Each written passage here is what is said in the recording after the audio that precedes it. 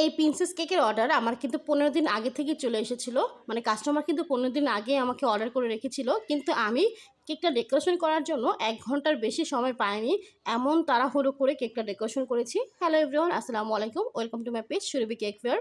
আমি আসলে আগের দিন রাতে কেকটা বানিয়ে রেখেছিলাম, কিন্তু আমার বোনের ছেলে হচ্ছে সকালে উঠে দেখে নষ্ট করে ফেলছে। তাই ভাবলাম যে থাক, ওই কেকটা খাক, আমি কাস্টমারের জন্য নতুন করে আবার কেক বেক করি। তো যে বলা সেই কাজ, আমি 1 ঘন্টার মধ্যে এই পুরো কেকটা কমপ্লিট করেছি। আমি চুলায় কেকটা বেক করতে দিয়ে ক্রিম এবং সুগার সিরাপ বানিয়ে রেখেছিলাম। এরপর হচ্ছে চুলায় কেকটা হওয়ার পর সাথে সাথেই কিন্তু মোল্ড আউট করে স্লাইস করে আমি ফ্রস্টিং করে ফেলেছিলাম। এবং আমার মনে আছে, আমি যখন ক্রাম কোটিং করে 10 মিনিটের জন্য নরমাল ফ্রিজে সেট করতে দেই, তখন বোর্ডের নিচ থেকে কিন্তু গরমের একটা তাপ পাওয়া যাচ্ছে। মানে কেকটা এতটাই গরম ছিল।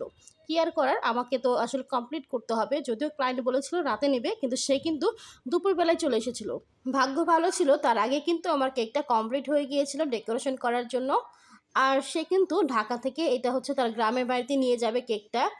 এজন্য আসলে আমি তাকে বলে দিয়েছি যে ফ্রিজিং করে নেবেন, যেহেতু সে রাতে রওনা দিবে। তো দুপুর থেকে রাত অনেক সময় আপনি একটু ভালো করে ফ্রিজিং করে এরপর হচ্ছে নিয়ে যাবেন। আর এই যে তাড়াহুড়ো যেহেতু করতেছি, আমি আসলে বুঝতেছি না কোন কালার দিলে ভালো লাগবে। আমি এখানে পিঙ্ক কালার এবং হচ্ছে হালকা অ্যাশ কালার দিয়েছি। তারপরে মনে হলো যে এটা না দিয়ে আমি পার্পল কালারের মধ্যে রাখি, তাহলে হয়তো বা ভালো লাগবে। তো এই যে আমার হচ্ছে ফাইনাল আউটকাম।